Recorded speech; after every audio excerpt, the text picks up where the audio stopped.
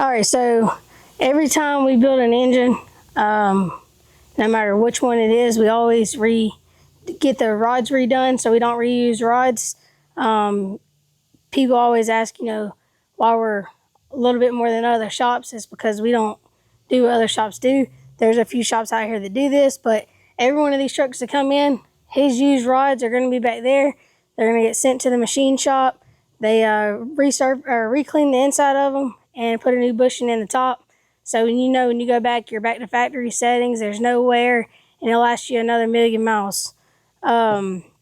So right here, what we got in this truck is called fractured rods. And they don't just come apart.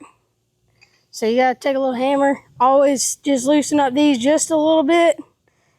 Light hit on the rod itself, on the cap.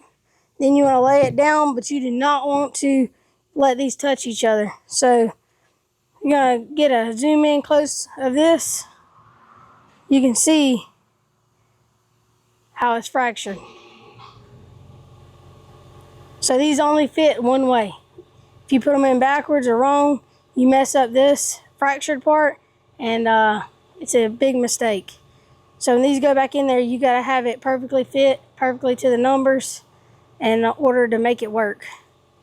So these are a little bit harder to put in than the other ones, because the other ones are flush and they just pop right in, but unfortunately these do not, and most of the newer trucks have these in it, so you learn to like them.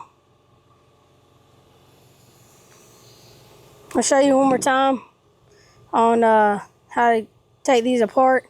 Like I said, loosen up the bolts just a little bit. After they're a little loose, it literally takes a light hammer tap and it's down.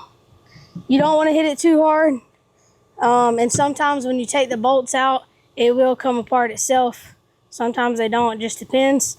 But we're gonna get these babies cleaned up and get them put together, get our pistons on them. We'll be ready to set the pistons in.